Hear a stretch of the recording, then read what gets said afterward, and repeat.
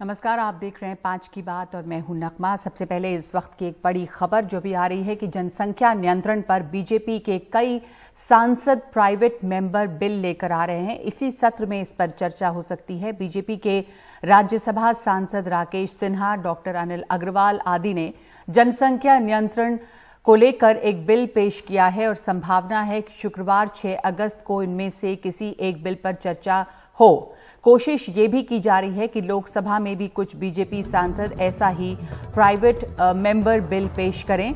वैसे राज्यसभा में बीजेपी को बहुमत नहीं है और उसे कुछ विपक्षी दलों के साथ की जरूरत पड़ेगी, लेकिन इससे पहले ही साथी दल के नेता नीतीश कुमार ने यह कहकर बीजेपी की परेशानी बढ़ा दी है कि कानून बनाने से कुछ नहीं होगा।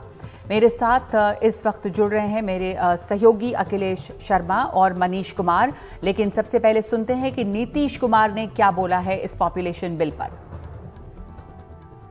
बात हम आपको बहुत साफ साफ कहें, जो राज्य जो करना चाहे अपना करे, लेकिन हमारा बहुत साफ साफ ओपिनियन, जनसंख्या नियंत्रण के लिए अगर आप सिर्फ कानून बना करके कोई उसका उपाय करेंगे, ये सभी ठीक से संभव नहीं है।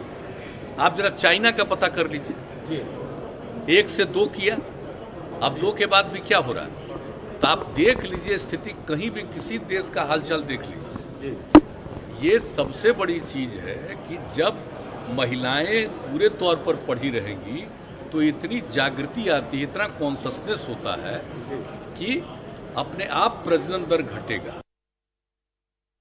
तो अखिलेश शर्मा मेरे साथ इस समय मौजूद हैं। अखिलेश, सरकार में अब ये जब चर्चा है, राज्यसभा सांसद इस पर एक बिल लेकर आ रहे हैं, प्राइवेट मेंबर बिल, लेकिन जैसा बताया गया है कि इसमें लोकसभा के भी साथ की जरूरत पड़ेगी क्योंकि राज्यसभा में सरकार को बहुमत नहीं है। लेकिन इस समय जनसंख्या नियंत्रण बिल के पीछे क्या कारण बताया जा रहा है? उत्तर प्रदेश का मामला हम जानते हैं, पर इस समय इसकी इतनी जरूरत कि ये प्राइवेट मेंबर बिल इस पर आ रहा है, क्या कारण लगता है?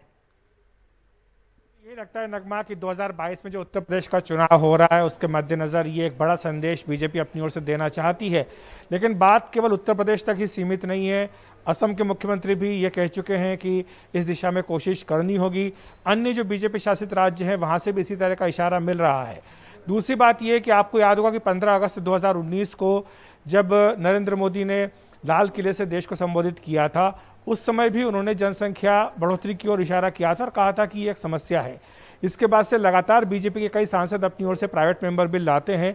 राकेश सिन्हा जो कि बीजेपी के सांसद हैं, 2019 में उन्होंने राज्यसभा में इस तरह का बिल रखा था।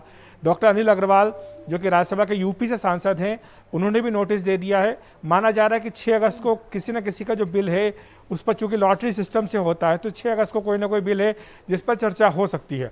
दूसरी तरफ लोकसभा की अगर बात करें तो वहां पर रवि किशन जो कि बीजेपी के सांसद है गोरखपुर से, वो भी कह रहे हैं कि वो भी एक प्राइवेट मेंबर बिल लेकर के आएंगे।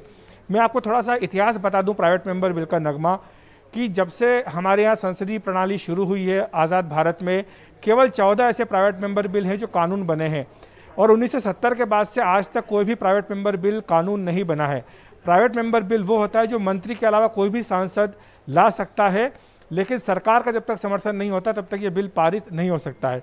हाल ही में जरूर ट्रांसजेंडर के लिए तिरुचि शिवा का जो डीएमके के नेता हैं, उनका एक बिल राज्यसभा में पास हुआ था, लेकिन बाद में वो लोकसभा में जाकर के अटक गया था। तो 70 के बाद से कोई बिल पारित नहीं हुआ है।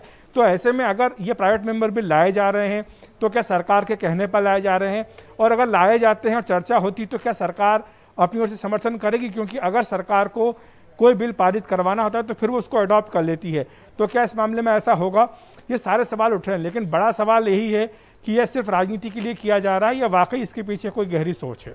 जी, मनीष भी हमारे साथ जुटे हैं। ये सिर्फ राजनीति के लिए हो रहा है या इसके पीछे कोई गहरी सोच है? नीतीश कुमार ने पहले इसके ऊपर अपनी आपत्ति जता दी है मनीष, और कहा है कि सिर्फ कानून लाने से कुछ नहीं होगा। ये इस समय क्यों किया जा रहा है? ये प्राइवेट मेंबर बिल इतने सारे लोग लेकर क्यों आ रही है? तमाम सवाल यहाँ पर उठ रहे हैं, पर नीतीश कुमार का जो रुख है उस पर आपकी क्या समझ और आपका क्या आकलन है?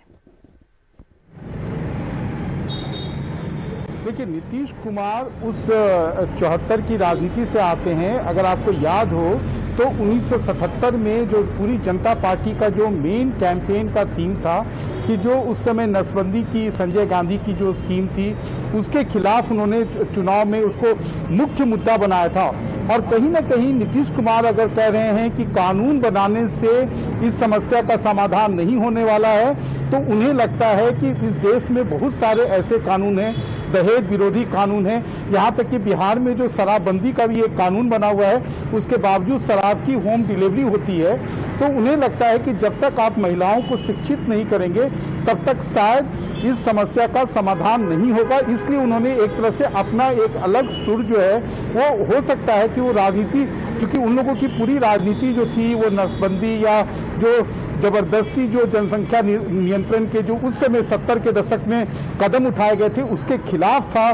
बाद में भी उनको लगता है कि अभी जो राइडर दिए जा रहे हैं कि अगर आपके 2 से अधिक बच्चे हुए तो आपको सोशल सिक्योरिटी स्कीम नहीं मिलेगी, का लाभ नहीं मिलेगा। तो इन्हें लगता है कि जो गरीब वंचित दलित तबका है वो उसको सबसे ज्यादा इसका खामियाजा उठाना पड़ेगा। और कहीं ना कहीं उनको लगता है कि जो भ्रांतियां फैलेगी उसका राजनीतिक नुकसान भी हो सकता है। इसलिए आप कह सकते हैं कि नीतीश कुमार इतनी नपी तुली भाषा में उन्होंने अपनी जो बात है उसको सामने रख दी है कि आप केवल कानून बना के अगर आप सोच रहे हैं कि जनसंख्या आप नियंत्रण कर लेंगे तो वैसा नहीं होने वाला है। साथ ही साथ उन्होंने समाधान भी दिया है कि जब तक आप महिलाओं को शिक्षित नहीं करते हैं तब तक शायद प्रजनन दर पर आप काबू नहीं पा सकते हैं।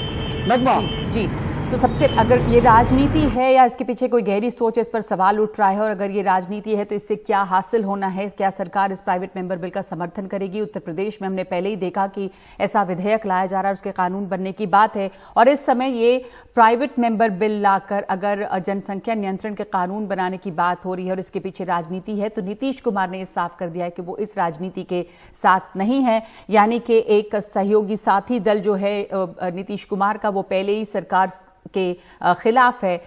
तो अगर लोकसभा में भी सरकार को इस पर दूसरे दलों के समर्थन की जरूरत पड़ती है तो वहां पर मुश्किल हो सकती है। जनसंख्या नियंत्रण की हम बात कर रहे हैं। धन्यवाद अखिलेश और मनीषा आपका। और दूसरी खबर पे बढ़ते हैं।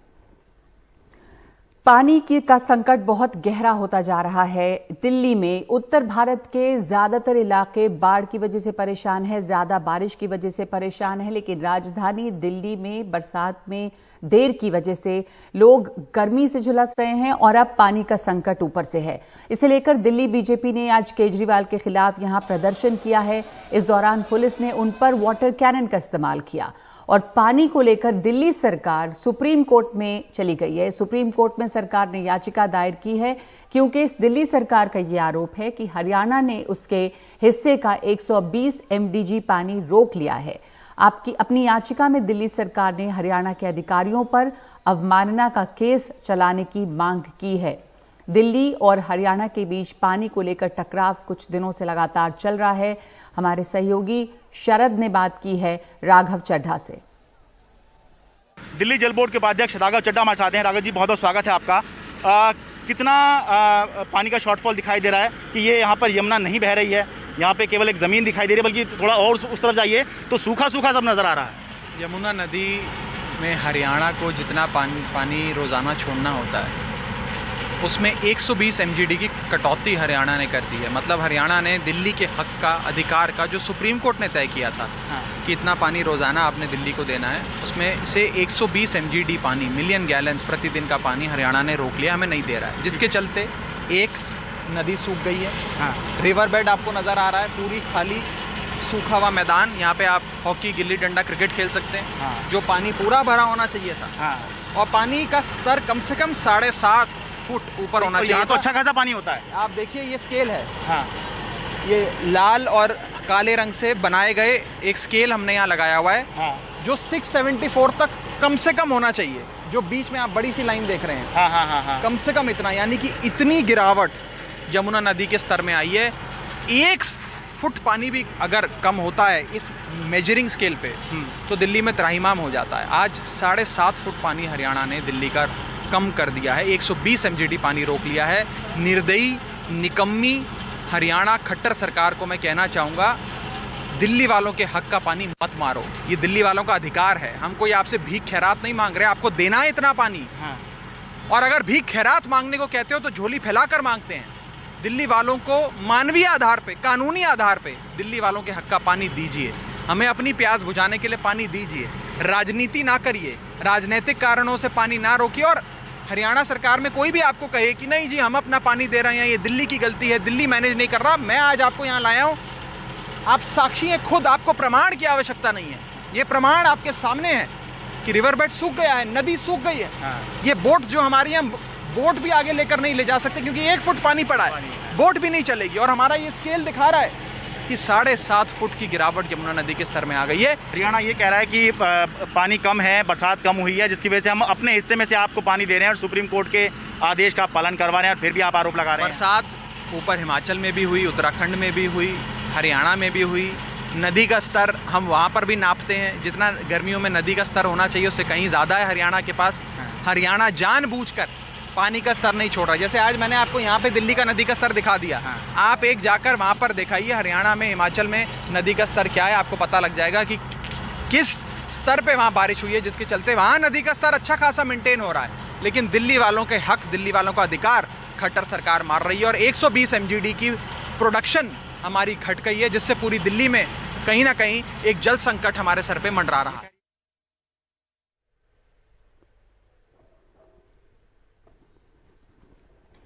और हिमाचल प्रदेश के धर्मशाला में मॉनसून का बहुत ही रौद्र रूप नजर आ रहा है। पर्यटन क्षेत्र भागसू में सोमवार की सुबह बादल फट गए हैं। यहाँ पे क्लाउड बर्स्ट हुआ है, जिसकी वजह से अचानक बाढ़ आ गई है, जिसे फ्लैश फ्लड कहते हैं। हिमाचल प्रदेश के कांगड़ा जिले के धर्मशाला में बादल फटने से काफ़ी तबाही हुई है। यहाँ पे जो भागसू क्षेत्र है, जो काफ़ी पर्यटन क्षेत्र है, वहाँ अचानक बाढ़ आई है बादल फटने से, और इसकी वजह से एक नाला नदी में बदल गया है, जिससे कई गाड़ियाँ पानी में बहने लगी और कई गाड़ियां पानी में डूब गई हैं। इनमें से कई महंगी गाड़ियां हैं। अचानक पानी के तेज बहाव के चलते भागसू में कई होटलों और घरों को बहुत नुकसान हुआ है। स्थानीय लोग बादल फटने और उसके बाद नदी नाले में उफान आने के कारण डरे हुए हैं। भागसू में इस वक्त बहुत ही अफरा तफरी मची है। सोशल मीडिया पर वहाँ के कई वीडियो देखे जा सकते हैं और ये काफ़ी वायरल हो रहे हैं। लोगों को बहुत परेशानी हो रही है।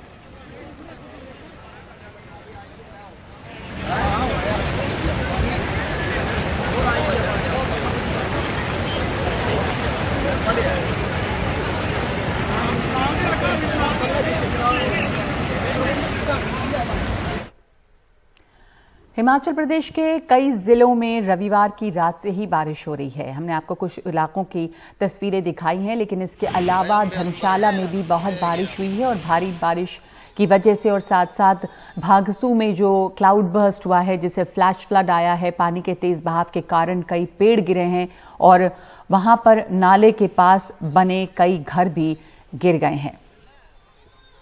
हमारे साथ इस वक्त मेरे सहयोगी मोहम्मद गजाली जुड़ रहे हैं। गजाली, भागसू जो काफ़ी पर्यटन क्षेत्र है, वहाँ पे टूरिस्ट भी होंगे, वहाँ पे बुरा हाल है।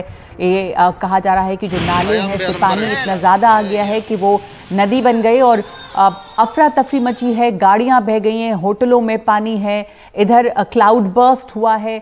इस वक्त की स्थिति वहाँ पर कितनी बुरी है? क्या अब तक कुछ सुधार हो पाया है? क्या बता सकते हैं इस वक्त आप हमें?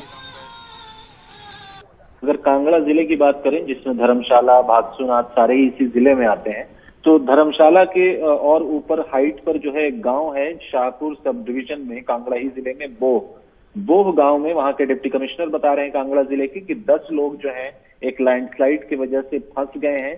जो ज्यादा ऊंचाई पे गांव का इलाका है, वहां पर करीब 6 गांव भी बह गए हैं पानी में। तो एनडीआरएफ की टीमों को भी बुलाया गया है। कुछ ऐसे लोकेशंस हैं जहां पर लोग फंसे हुए हैं और इंडियन एयरफोर्स से भी बात की जा रही है, लेकिन क्योंकि मौसम खराब है इसलिए एरियल रेस्क्यू या हवा के जरिए अगर वहां पर जाके हवाई रूट से उनको रेस्क्यू करने की कोशिश की जाए तो वो फिलहाल मुश्किल है, क्योंकि जो मेट डिपार्टमेंट है हिमाचल प्रदेश की तरफ से, शिमला से जो मेट साइंटिस्ट हैं, वो आज और कल भारी बारिश प्रेडिक्ट कर रहे हैं कुछ इलाकों में, और उसके बाद 14 और 15 तारीख को भी रेनफॉल प्रेडिक्ट किया जा रहा है, बारिश प्रेडिक्ट किया जा रहा है हिमाचल के अलग अलग इलाकों में।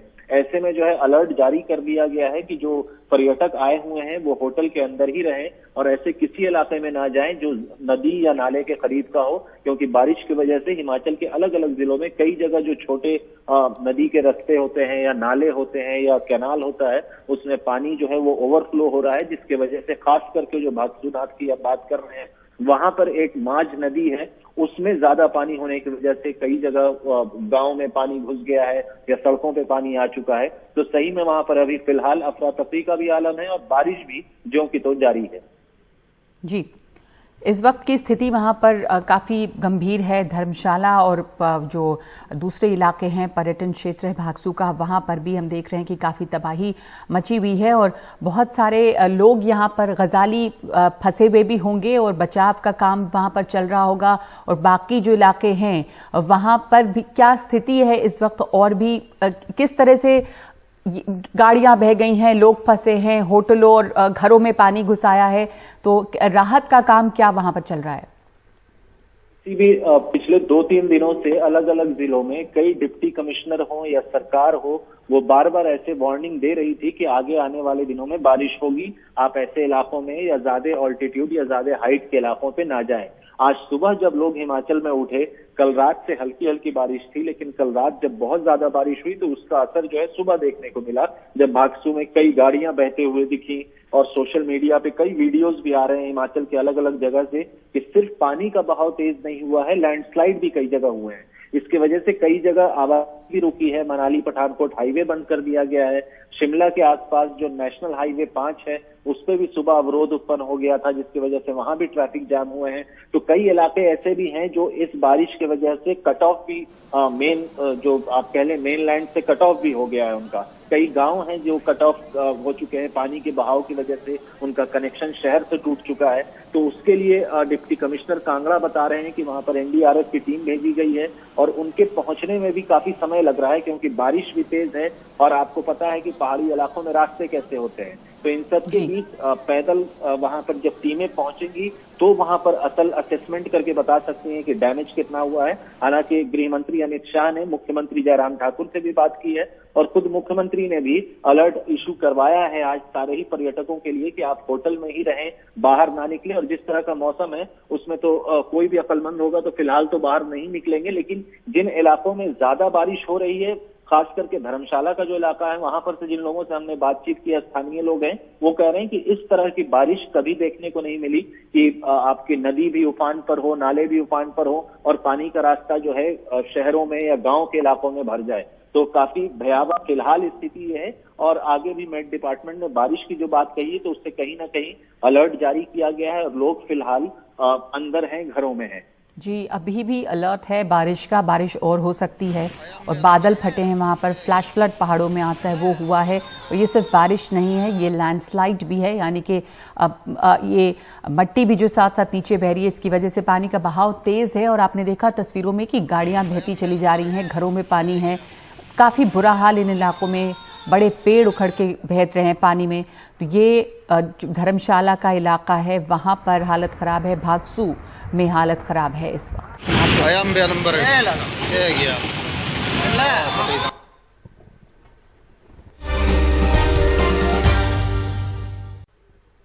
बिहार के चर्चित सेनारी नरसंहार पर हाईकोर्ट के फैसले को बिहार सरकार ने सुप्रीम कोर्ट में चुनौती दी है और सुप्रीम कोर्ट में यह याचिका मंजूर हो गई है। इससे पहले हाईकोर्ट ने सभी आरोपियों को बरी कर दिया था।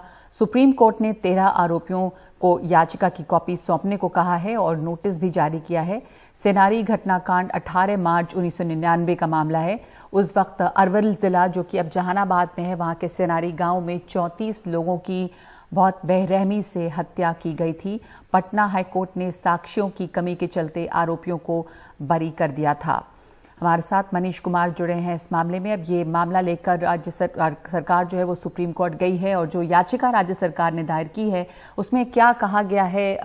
मनीष, ये इसमें ये जो आरोपी बरी हुए हैं, किन चीज़ों की कमी थी? क्योंकि किसी ने भी इस बात से डिनाई नहीं किया कि तिथि, जगह या ये घटना हुई तो उनको साक्ष्य नहीं मिले। किन चीज़ों की कमी रही है इसमें और याचिका में क्या कहा गया है?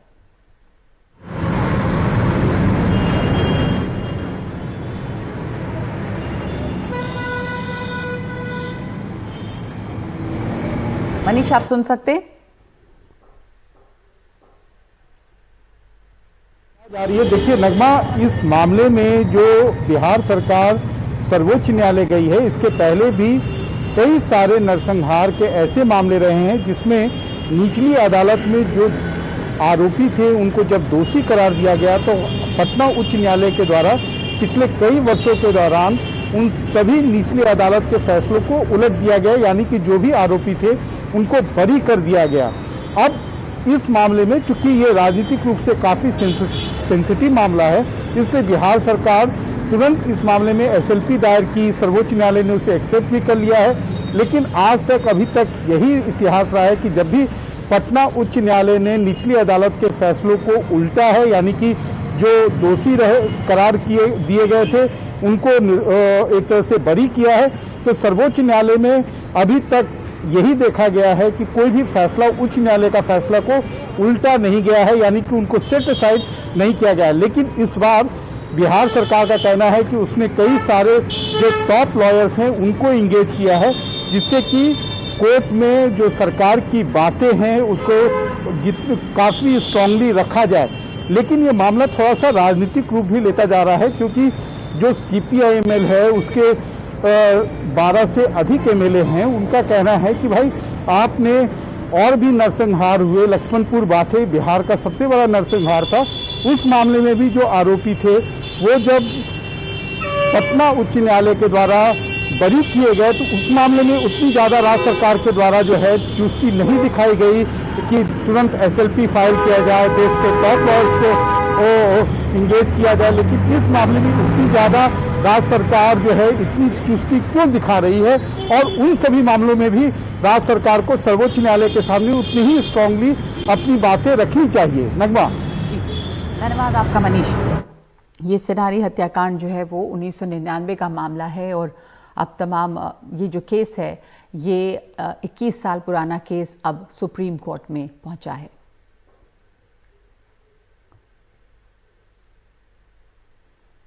और उत्तर प्रदेश पुलिस ने अल-कायदा के 2 कथित आतंकी मिनाज अहमद और नसीरुद्दीन को गिरफ्तार किया है, और पुलिस के मुताबिक ये अपने साथियों के साथ 15 अगस्त से पहले उत्तर प्रदेश के कई शहरों में धमाके करने की साजिश रच रहे थे। इसके लिए काफी हथियार और विस्फोटक भी इन्होंने जमा कर रखे थे। अल-कायदा के ये मॉड्यूल उमर हलमंडी नाम का आतंकी पाकिस्तान अफगानिस्तान बॉर्डर से चला रहा था, और इस मामले को लेकर दिल्ली पुलिस स्पेशल सेल की एक टीम भी अगले 2 दिनों में लखनऊ जाएगी और आतंकियों से पूछताछ करेगी। इन गिरफ्तारियों को लेकर सियासत भी शुरू हो गई है। अखिलेश यादव ने कहा है कि उन्हें यूपी पुलिस पर भरोसा नहीं है, और बीजेपी ने समाजवादी पार्टी पर उल्टा हमला बोला है। मैं उत्तर प्रदेश की पुलिस पर और खासकर बीजेपी की सरकार भरोसा नहीं कर सकता। हम समाजवादी पार्टी से यही उम्मीद कर सकते हैं, जो उन्होंने कहा कि हमें उत्तर प्रदेश पुलिस पर भरोसा नहीं है, तो इन्हें आतंकियों पर भरोसा है, क्योंकि जब ये सरकार में आते हैं तो ये कहते हैं कि ये इनोसेंट हैं, इन पर से हम मुकदमे हटा लेंगे। तो समाजवादी पार्टी से यही उम्मीद की जा सकती है।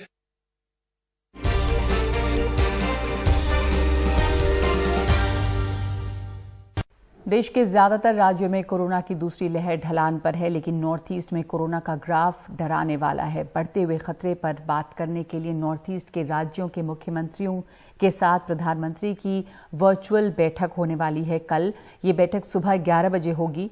वर्चुअल मीडिया के जरिए प्रधानमंत्री मोदी नॉर्थ ईस्ट के मुख्यमंत्रियों से बातचीत करेंगे। देश के 58 जिलों में संक्रमण दर 10% से ज्यादा है। इनमें 37 जिले नॉर्थ ईस्ट के हैं। हमारे सहयोगी हिमांशु इस वक्त मौजूद है हमारे साथ। हिमांशु, ये जो वर्चुअल बैठक होने वाली है इसके बारे में और डिटेल्स बताएं। नॉर्थ ईस्ट की स्थिति बहुत खराब बताई जा रही है। अब जब बाकी जगहों पर मामले कम हुए हैं, पॉजिटिविटी दर जो है वो कम हुई है, नॉर्थ ईस्ट की स्थिति इस समय कितनी गंभीर है? देखिए, जिन 6 राज्यों में केंद्र सरकार ने अपनी विशेष टीम भेजी थी, जिनको मल्टी डिसिप्लिनरी टीम कहा गया था, उसमें से जो 6 राज्यों का उन्होंने दौरा किया जहां सबसे ज्यादा चिंता थी स्वास्थ्य मंत्रालय को, उसमें 3 जो हैं वो नॉर्थ ईस्ट के स्टेट्स थे, अरुणाचल प्रदेश, त्रिपुरा और मणिपुर। और मैं आंकड़े देख रहा था जिन राज्यों के मुख्यमंत्रियों के साथ प्रधानमंत्री कल बात करेंगे। असम में 1579 नए मामले कल दर्ज किए गए हैं नए कोरोना के। मणिपुर में 911, मेघालय में 425, सिक्किम में 198, अरुणाचल में 254, नागालैंड में 78 और इनमें से सिर्फ कोहिमा में 40 मामले आए हैं और त्रिपुरा में भी 4100 से ज्यादा एक्टिव केसेस हैं। और इसमें से कुछ राज्य ऐसे हैं जो टूरिज्म के लिहाज से भी बहुत महत्वपूर्ण है। और सिक्किम में भी खबर आ रही है, जिस तरह की खबर पहले उत्तराखंड के कुछ जगहों से आई थी कि बहुत बड़ी संख्या में टूरिस्ट वहां पर पहुंच रहे हैं और कोविड प्रोटोकॉल को लेकर बहुत सारी आशंकाएं और चिंता है प्रशासन को।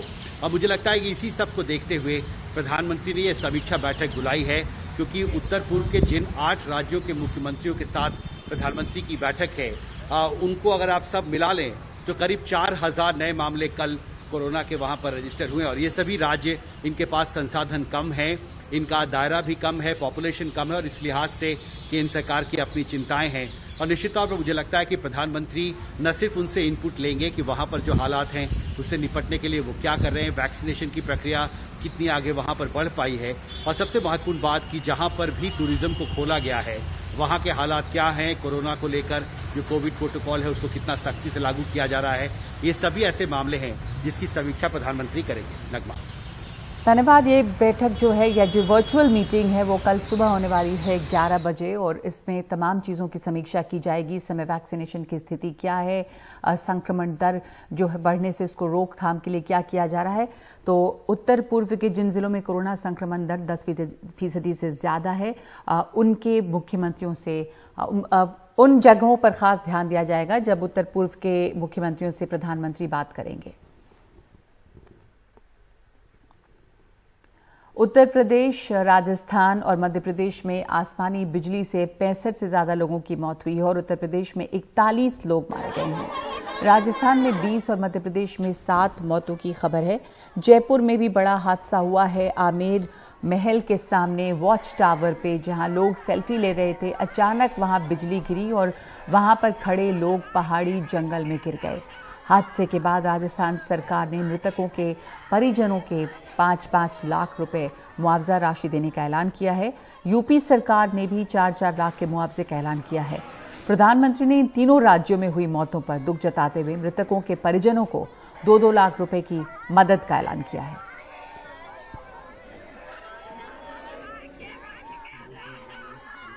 तो उत्तर प्रदेश में बिजली गिरने से जिन 40 लोगों की मौत हुई है, उनमें कानपुर और उसके आसपास के जिलों में 18 लोग मारे गए हैं।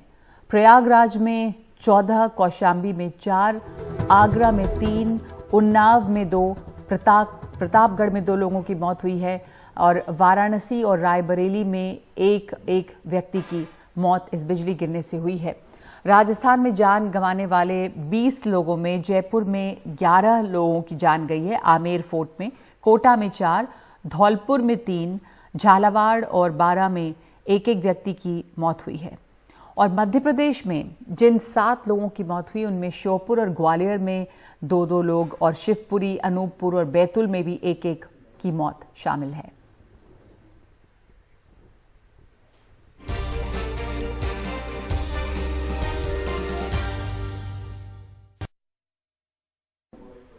लगातार पेट्रोल और डीजल की बढ़ती हुई कीमतों के बाद आज करीब 3 महीने बाद डीजल के दाम कुछ कम हुए हैं। अब डीजल प्रति लीटर 16 पैसे सस्ता हुआ है, लेकिन पेट्रोल के दाम आज फिर बढ़े हैं। आज पेट्रोल एक बार फिर 28 पैसे प्रति लीटर महंगा हो गया है।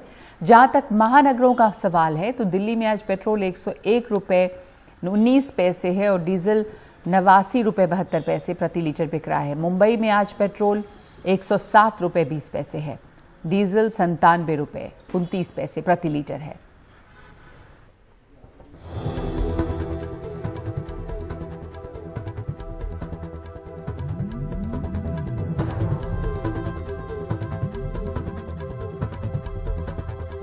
पेट्रोल और डीजल के बढ़ते दामों की वजह से कॉमन मैन यानी कि आम जनता के ऊपर जो उनका बजट है दोनों पे बहुत भारी असर पड़ गया है और पड़ रहा है डेली बेसिस पे।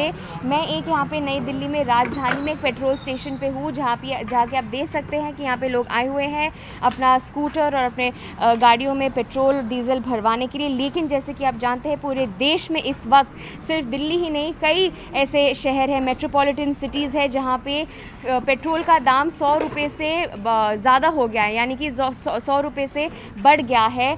और आप देख सकते हैं अभी फ़िलहाल राजधानी में पेट्रोल का दाम इस वक्त 1 लीटर जो है 101 रुपये और 23 पैसे, मतलब 101 रुपीज़ 23 पैसे पे चल रहा है। और डीजल जबकि 89 रुपीज़, तकरीबन 90 रुपीज़ 90 रुपये पर लीटर पर चल रहा है इस वक्त। हमने कई लोगों से यहाँ पे बातचीत की, उनसे हमने उनका राय पूछा, उनसे पूछा कि ये जो बढ़ते दामों के वजह से उनके ऊपर ये असर कैसा पड़ रहा है, और उन्होंने हमसे ये कहा, उन्हीं के शब्दों में, उन्हीं की आवाज़ में सुनिए कि पेट्रोल का दाम उनके लिए, उनके डेली बजट और डेली सेविंग्स के ऊपर कितना असर पड़ रहा है।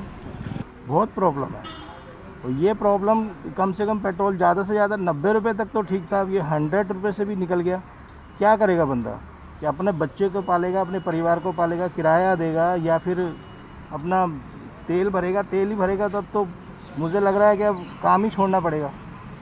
और मैं ये इवेंट्स कंपनी में काम करता हूँ, हमारे ऑफिस का इवेंट्स का काम होता है। तो अभी तो आप जानते वैसे ही कितनी प्रॉब्लम चल रही है, कितने लोगों की जॉब चली गई है। हम तो वैसे भी जॉब बचा के चल रहे हैं अपनी, लेकिन ये महंगाई भी बढ़ती जाएगी। और दूसरा आप जानते हैं कि सैलरी भी डिडक्शन हो गई है सबकी कितनी ज़्यादा। तो जो रेंट में रहता है या जो जैसे भी अकेला कमाता है या अपने बच्चों को भी देखता है, तो उसके लिए तो बहुत ज़्यादा प्रॉब्लम है। मैं इसमें घर का बजट क्या चलाना है, तेल इतना महंगा है, आना जाने के लिए दिक्कत है हमारे को, क्योंकि इसके बगैर जा नहीं सकते, बस में हम जा नहीं सकते। इतना महंगा तेल तो होना नहीं चाहिए। सहयोगी शशिकांत झा के साथ नई दिल्ली में सोनाक्षी चक्रवर्ती, एनडीटीवी के लिए। और आज जगन्नाथ रथ यात्रा निकाली जा रही है, लेकिन कोरोना के संकट की वजह से इस बार वो रौनक नहीं है जो श्रद्धालुओं के रहने से होती है। सुप्रीम कोर्ट के निर्देश के मुताबिक रथ यात्रा केवल पुरी में निकाली गई। बड़ी संख्या में लोग भगवान जगन्नाथ का रथ खींचते हुए गुंडिचा माता के मंदिर की ओर निकले। धार्मिक मान्यताओं के अनुसार भगवान जगन्नाथ गुंडिचा माता के मंदिर में 7 दिनों तक रहते हैं।